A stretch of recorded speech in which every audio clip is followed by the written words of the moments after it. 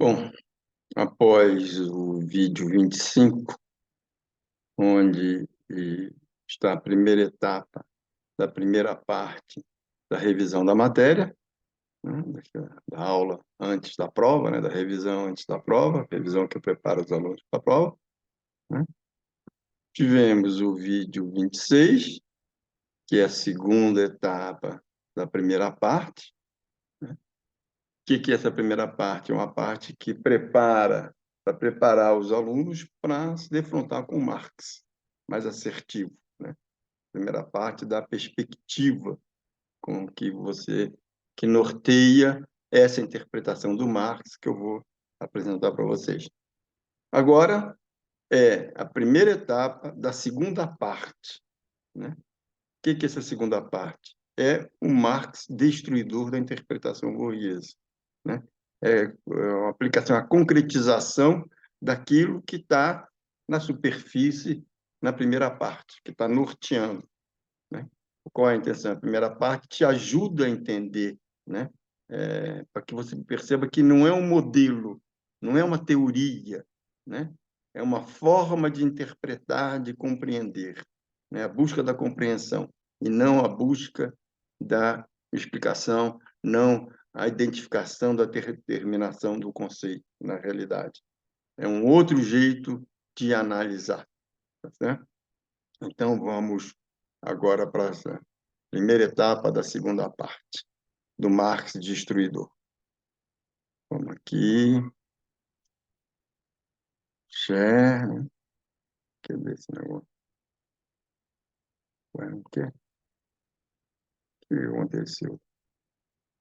Deixa eu ver aqui. Eu e a bobagem que costumam fazer. O quê?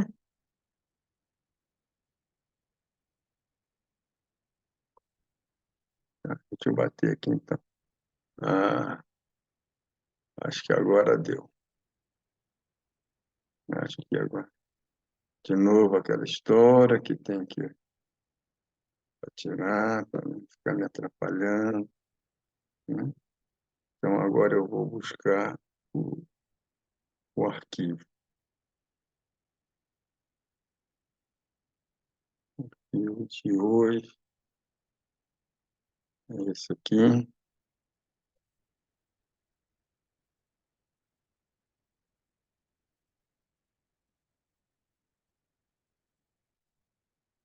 Síntese da revisão da matéria, parte 2. Marx, destruidor da interpretação burguesa.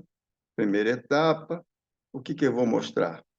Que a troca, o mercado cria o homem egoísta. Que a troca e o mercado é o martírio da vida. Que liberdade, igualdade, fraternidade, democracia e direitos humanos não passam de uma fraude. Isso certamente já deixa perplexo a maioria dos que forem ler, porque o marxismo convencional diz exatamente o contrário disso. Mas vamos em frente. Qual é a interpretação burguesa que o Marx vai destruir? Essa interpretação burguesa diz o seguinte: olha, o mercado e a propriedade privada garantidos pelo Estado são o ápice da razão e uma conquista civilizatória. Todos nós já ouvimos essa bobagem. É uma interpretação que naturaliza e embeleza as instituições burguesas, né? Torna uma coisa maravilhosa, né? O ápice da razão, conquista civilizatória. Qual é a intenção dessa interpretação? É eternizar essas instituições burguesas. Qual que é essa interpretação? Ela diz, olha, o homem, por natureza, é egoísta e aquisitor. Ora, então, se ele, por natureza, é egoísta e aquisitor, a propriedade privada é a expressão disso, é absolutamente compatível com ele. Mas o problema é que isso, por ser egoísta e aquisitor, levaria a uma guerra entre os homens e acabaria a civilização, né? Mas por que isso não acontece? Porque, felizmente, o homem é dotado de razão. E assim, o que você faz? Você transfere o conflito para o mercado. Olha que coisa inteligente, né? O mercado é a coisa mais inteligente possível, né? Porque ele não agride a natureza humana, ele é compatível com a natureza humana e ele perpetua a civilização, ele impede a guerra entre os homens. E você precisa de um Estado para garantir, né, que isso continue. Porque o egoísmo aquisitor sempre fará com que ele tente agir contra a sociedade e você precisa de um Estado que impeça a destruição dessa sociedade. Aí você tem uma outra baba do princípio da simpatia, porque esse negócio de você tinha com um homem egoísta e aquisitor, você, deixa eu pôr a cara aqui, você tem um problema, né? Porque se ser egoísta e aquisitor é uma coisa ruim, né? Como é que ele pode gerar uma coisa boa, que é a riqueza? Você tinha esse paradoxo. Aí vem o princípio da simpatia, fala, não, isso é bobagem, não tem nada disso. O que acontece, o homem, a razão não nos move para nada. O que nos move são os sentimentos morais. E o sentimento moral mais importante é o amor. Então, você troca pelo princípio da simpatia, para agradar o outro. É uma grande bobagem, né? Uma coisa, uma tolice, mas deixa para lá. Vamos continuar aqui a nossa exposição. Vamos ficar com aquela que realmente é mais interessante. Vamos lá, ué. Então você grudou esse negócio aqui, rapaz.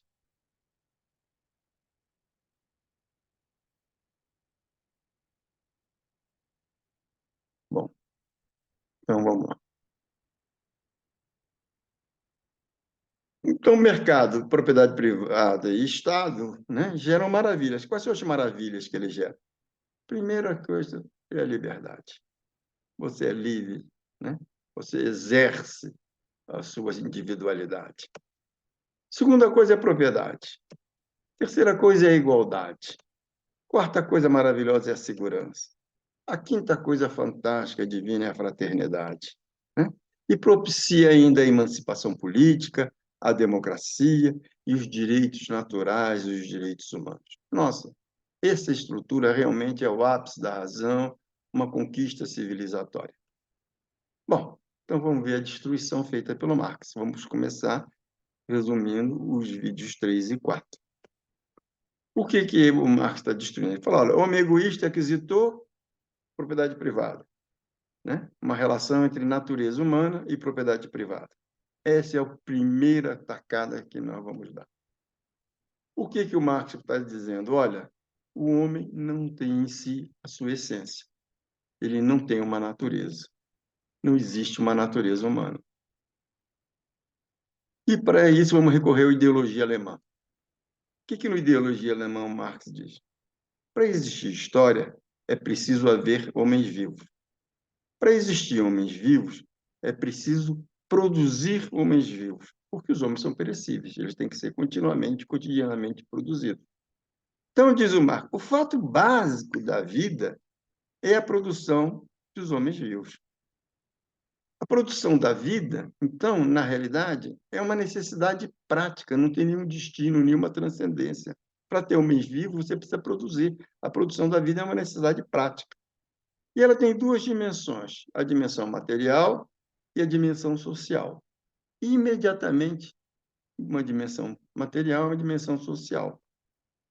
Ora, daí, também como necessidade prática, você tem a cooperação. Por quê? Para produzir um homem, você precisa de um homem e uma mulher. Senão, você não tem a produção dos seres vivos, a continuidade da espécie. Então, homem e mulher precisam cooperar. E essa cooperação é imediatamente divisão do trabalho. Por quê? Porque o homem entra com seu instrumento de produção e a mulher entra com seu instrumento de produção. Então, a produção da vida ela tem imediatamente uma dimensão de cooperação e uma dimensão de divisão do trabalho.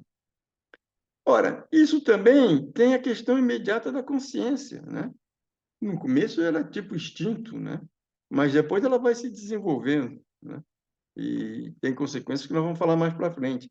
Mas cooperação, divisão do trabalho e consciência são necessidades práticas. E a linguagem, porque para interagir, para cooperar e dividir o trabalho, você precisa ter uma linguagem. E também os sentidos, né? Você precisa ter sensações que você vai desenvolvendo de acordo com o desenvolvimento da vida, com a produção da vida.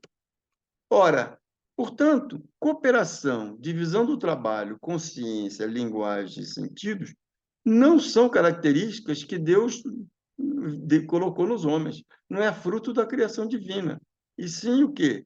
Uma necessidade prática que já diz, desde logo, que a produção da vida é um produto social. Ela tem a principal dimensão da produção da vida é a dimensão social. Claro que a material também é fundamental, mas a produção social, né, ela tem que estar relacionada com a produção material. Ora, se é assim, qual é o ponto? O homem não tem em si a sua essência. Ele não tem essência. Tudo isso que dizem que é a essência do homem, na realidade, foi criado pela necessidade prática de produzir a vida. O homem é o que e o como produz. O homem é socialmente determinado. Ora, e tem uma característica nessa história, chama atenção Marx. O homem é o único ser vivo que produz sua vida mediante o trabalho.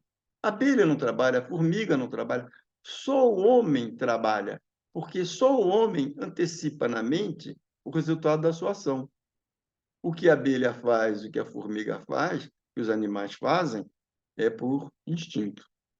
E mais, o homem é o único ser vivo que produz instrumentos de produção. Nenhum outro ser vivo produz instrumentos de produção. Então, o que nos distingue é o trabalho que leva ao trabalho de produzir instrumentos de produção. Qual é o motor da vida, então? O motor da vida é que o atendimento de uma necessidade gera novas necessidades. Então, o principal deles é o crescimento da população. Porque com o crescimento da população, você vai tendo mais novas necessidades. Você precisa produzir mais coisas, você tem mais interação, né? Então, com isso, você vai desenvolvendo novas necessidades. Quando você soluciona uma necessidade, atende uma necessidade, o próprio ato de atender já gera novas necessidades, né? Ora, então vamos retomar. O homem não tem em si a sua essência.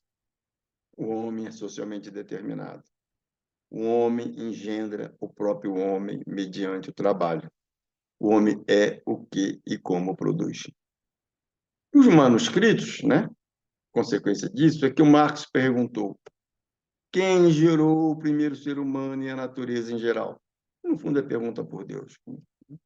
E o Marx respondeu: na medida em que a essencialidade do ser humano e da natureza se tornou prática, sensivelmente intuível, a pergunta por um ser estranho ao homem, a pergunta por um ser acima do homem e da natureza, uma pergunta que contém a confissão da inessencialidade da natureza e do homem, tornou-se praticamente impossível. Ou seja, não faz sentido. Essa explicação que a gente deu, né? Essa interpretação, essa análise que a gente acabou de mostrar, diz que não faz sentido perguntar por Deus. Não tem lugar para Deus, para isso. E, nesse sentido, os católicos têm razão quando dizem que Marx é coisa do diabo. Por quê? Porque não tem lugar para Deus, né? Isso é muito interessante. Então, que maluquice falar que marxismo é coisa do diabo. É maluquice na perspectiva, né, dos supostamente marxistas. Porque, na perspectiva dos católicos, dos religiosos, é absolutamente coerente. E o marxista não tem que se importar se disserem que ele é coisa do diabo. É absolutamente irrelevante para o marxista se ele é coisa do diabo ou não. Tá certo? Isso não está em jogo nessa questão.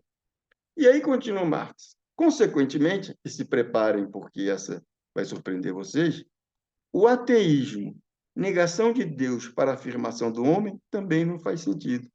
Claro, se não faz sentido perguntar por Deus, não faz sentido negar Deus para afirmar o homem. Tá certo? Então, na realidade, o que acontece? O marxista, deixa eu pôr a cara aqui para falar isso na cara, assim, né? O marxista, ele não é ateu, porque não faz sentido. O ateu é o cara que nega Deus para afirmar o homem.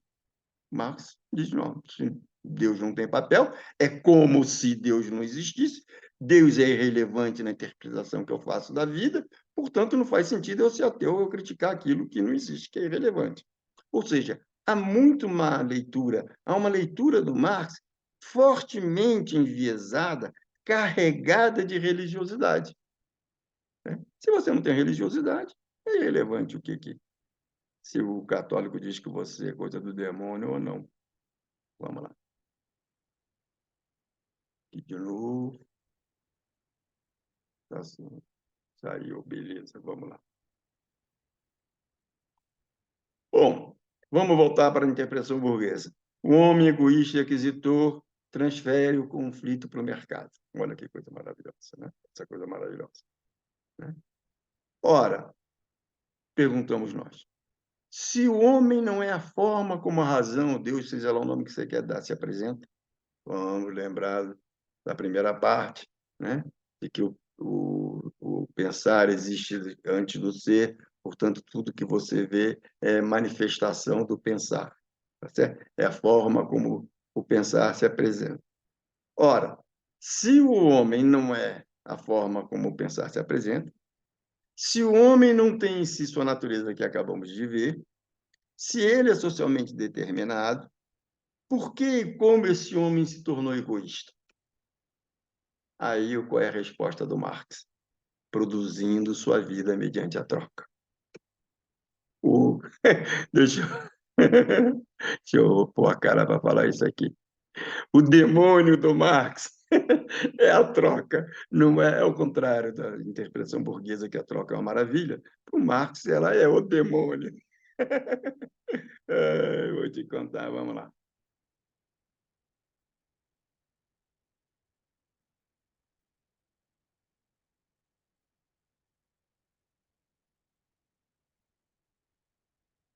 Tem que esperar um pouquinho aqui, que é para sair assim. Produção da vida mediante a troca. Cria o homem egoísta. Vídeo 4. Vamos lá. Nos excertos, Marx falou, a produção da vida, você tem uma relação do homem com seu produto. Essa relação é específica, é uma propriedade privada que só existe na produção da vida, é exclusiva do homem com seu produto, é a propriedade privada. Ora, quando você produz a vida mediante a troca, né, o que acontece?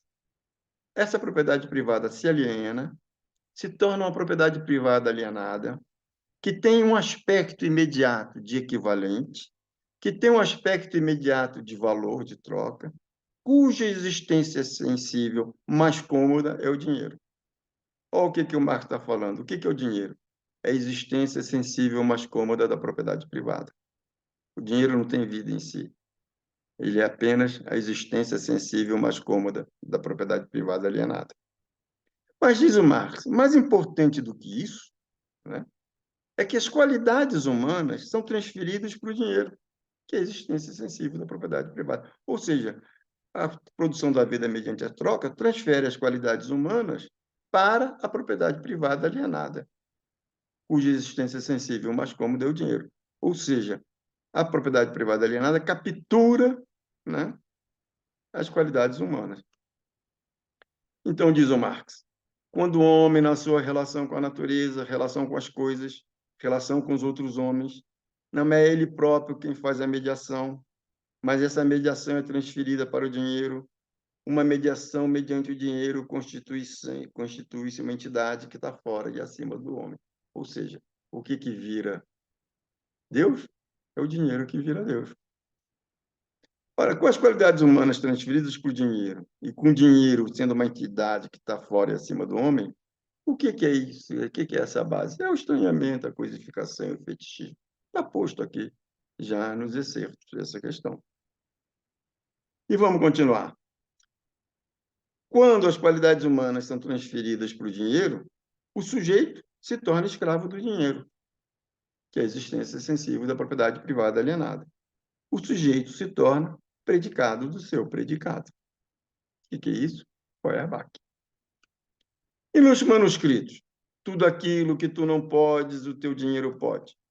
Teu dinheiro pode comer, beber, ir ao baile, ir ao teatro, viajar, saber de arte, saber de erudição, saber de raridades históricas, saber de poder político. Teu dinheiro pode comprar tudo aquilo, pode apropriar-se de tudo aquilo para ti. Ele é a verdadeira capacidade. É o dinheiro que é a verdadeira capacidade. Não é você, mas o dinheiro. Mas se ele é aquilo tudo, que pode aquilo tudo, não deseja senão criar-se a si próprio, comprar a si próprio, pois tudo mais é assim seu ser. E se tem o Senhor, tem o ser. Não necessito mais do ser. Todas as paixões, portanto, têm que naufragar na cobiça. Aqui, a explicação de por que o homem é egoísta, né? Ganancioso. Ora, o mercado, então, não é um locus administrador de conflitos. Ao contrário, o mercado é um locus gerador de conflitos. Vamos continuar. Mas esses conflitos, esse mercado, também gera o martírio da vida. Por que ele gera o martírio da vida? Porque quando você trabalha para ganhar a vida, para produzir sua vida, quando você trabalha não para expressar quem você é, mas para sobreviver, único exclusivamente para sobreviver, né? O trabalho deixa de ser expressão de você e se torna um trabalho para ganhar a vida, que é o quê? Que é um trabalho externo, estranhado, alienado, é um trabalho no qual você não se reconhece. Se o trabalho é a expressão da sua vida, a sua vida vai ser um sufoco. O seu trabalho vai ser um trabalho estanhado, alienado, que te oprime, que te infelicita. Qual é o significado de trabalho externo, estranhado, alienado? Que o trabalho não pertence ao ser do trabalhador, que o trabalhador não se afirma no seu trabalho, que o trabalhador se nega no seu trabalho, que o trabalhador não se sente bem no seu trabalho, que o trabalhador se sente infeliz no seu trabalho,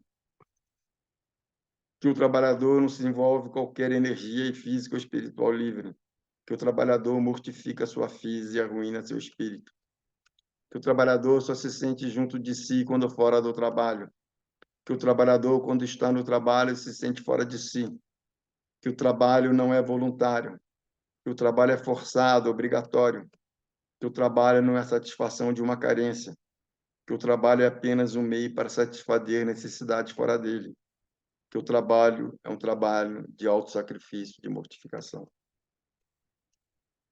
Ora, a troca, então, diz o Marx, cria o trabalho externo estranhado, alienado, transfere as qualidades humanas para a existência sensível da propriedade privada alienada, para o dinheiro.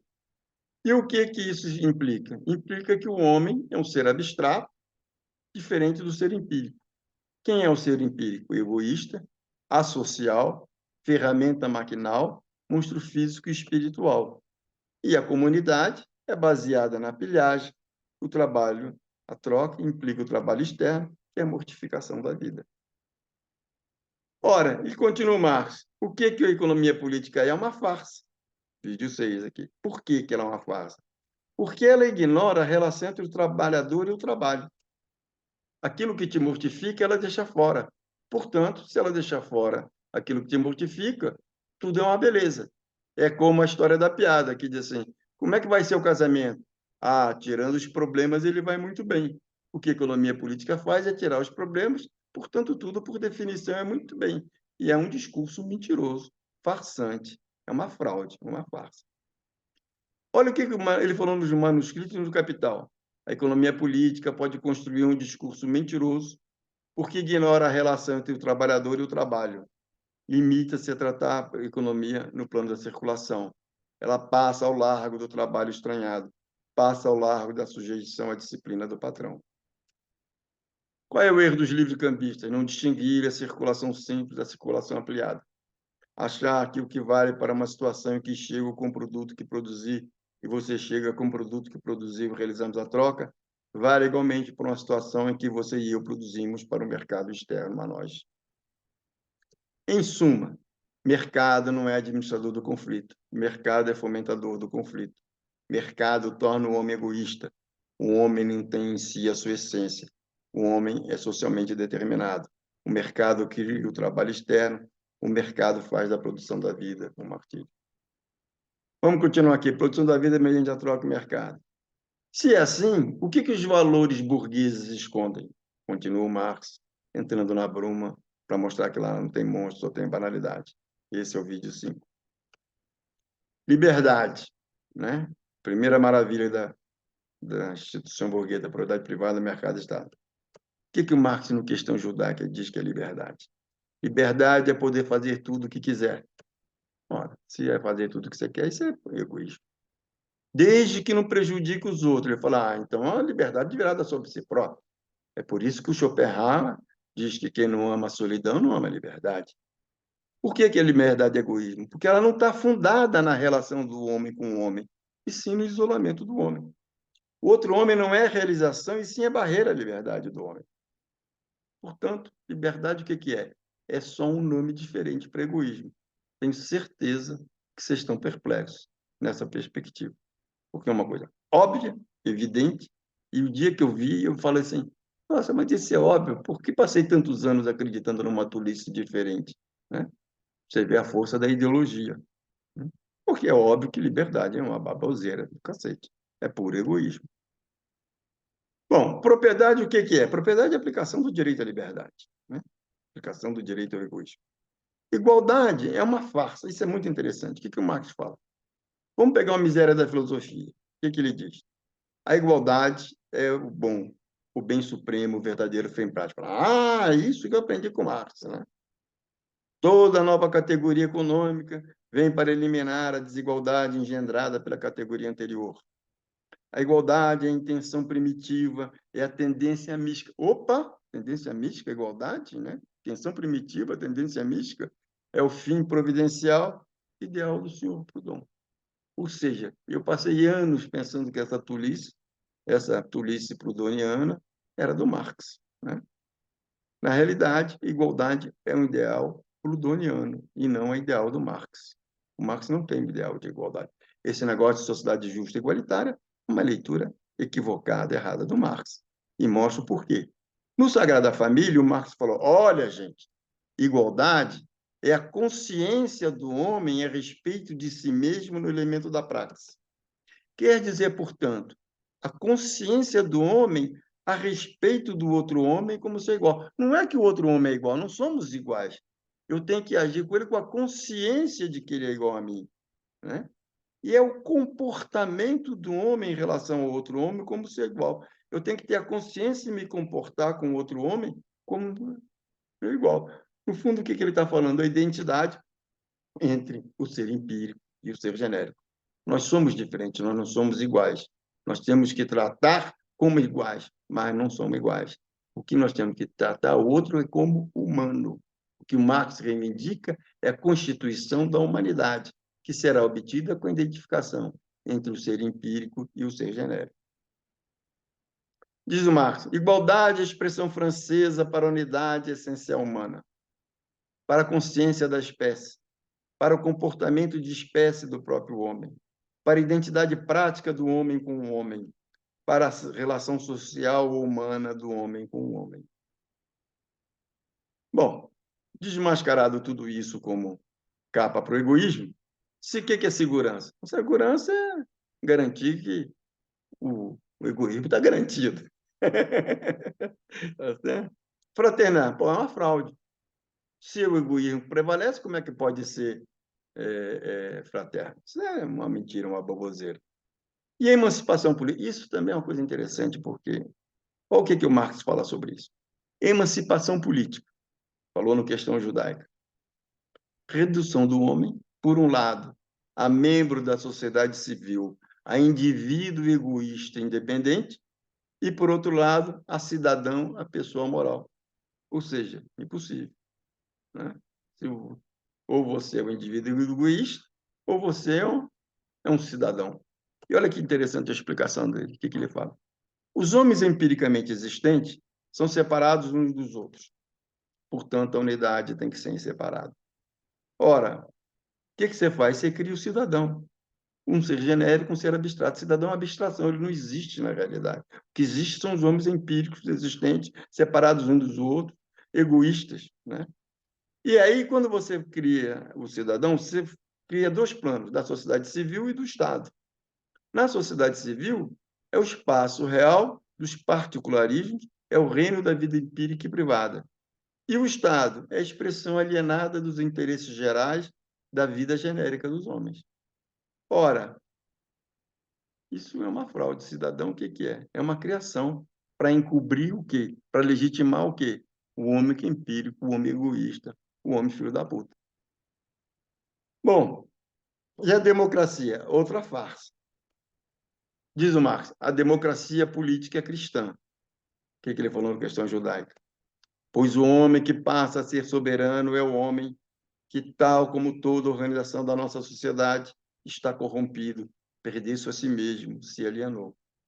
Ora, você torna soberano um filho da puta. Né? Esse aqui é democracia política. Essa igualdade mentirosa, farsante, fraude, né? Que faz o quê? Tudo isso reivindicado para quê? Para garantir o oposto. Qual é o oposto? É o homem egoísta, filho da puta, em guerra contra o outro. Todas essas coisas são o que nós estamos vendo aqui, são o quê? São capas para encobrir, né, uma sociedade sempre em guerra. E os direitos naturais, direitos humanos? Diz ele, direitos naturais são os direitos do homem empiricamente existente, do homem real, impolítico, vistos erradamente como direitos naturais. Não são os direitos naturais do homem, e sim do homem impolítico, do homem egoísta. O que são os direitos humanos? A consagração do homem egoísta, do homem separado do homem e da comunidade, da cisão entre os homens. Ou seja, direitos humanos é a consagração da cisão entre os homens. Por quê? Porque ele garante, né, o direito do homem egoísta ser egoísta. Bom, o que estamos vendo aqui? Que liberdade, propriedade, igualdade, segurança, fraternidade, emancipação política, democracia, direitos naturais, direitos humanos, não passa de quê? De egoísmo. Portanto, são uma farsa, uma fraude. Essas maravilhas que as instituições burguesas arranjam, na realidade, não são maravilhas, são fraudes. Ora, o que são os valores burgueses? Capa para esconder o fundamento da vida sob a dominação da burguesia. Esconder o egoísmo. E aí é que vem a relevância, fazer um parênteses sobre a relevância do Adam Smith. Por que ele é brilhante? Porque ele é o cara que tira essa contradição de que o egoísmo, que é uma coisa ruim, gera uma coisa boa. Porque o que o Adam Smith fala? Olha, não tem problema ser egoísta, é bom ser egoísta, porque a concorrência não é o mercado, é a concorrência que faz com que o vício privado não se torne vício social. Aí ele elimina o problema. Então, para o liberal Alan Smith, ser egoísta não é ruim, é bom. Por quê? Porque a concorrência é que vai impedir que teu vício privado se transforme em vício social. Portanto, quando você vê liberal defendendo o monopólio, ou ele é um charlatão, ou ele é um analfabeto, burro, tapado, ignorante, ou é mau caráter. Porque não é possível. Para o Smith, monopólio era um horror. Tá certo? E você vê tanto liberal defendendo o monopólio que eu fico pensando se é uma questão de caráter ou se é de ignorância. Marx, qual é a origem do drama do martírio da vida? A troca e o mercado. É possível nos livrarmos da troca? Sim. E é isso que nós vamos ver no Capital. Como é que eu leio o Capital? Como ele mostrando que é possível nos livrarmos da troca. Aqui estão os referências bibliográficas. Tá certo, minha gente? Tá tranquilo? Deu para entender por que Marx é destruidor da interpretação burguesa? Deu para entender que ele não é um cara legal, que ele não é um cara generoso, que ele não é um ser humano bonzinho, como esse marxismo convencional coloca ele como ser iluminado? Não tem nada de iluminado. Ele é um ser que tem repulsa, que tem desprezo. É um ser que faz a crítica, como a gente viu logo no início. A crítica é sinônimo de destruição. A intenção dele é destruir a sociedade burguesa que nos oprime. Ele não quer consertar a sociedade burguesa, porque esta, pelas coisas que ele mostrou, esta não tem solução. A sociedade burguesa não tem solução. Você não vai ser humano enquanto houver troca, propriedade privada alienada. Esse é o ponto dele. Então, quando você vê esse pessoal, é por isso que você vê a religiosidade. Quer dizer, o que acontece? A religiosidade se apoderou do Marx e criou um Marx que é quase que um pastor, um padre, um cura. E não é nada disso. O Marx é um destruidor da sociedade burguesa. O Marx é um indivíduo que tem repulsa e sabe que a sociedade burguesa não tem salvação, não tem solução. E, portanto, enquanto existe troca, vai existir o quê? Vai existir a opressão de uma esfera social sobre as demais. Tá certo?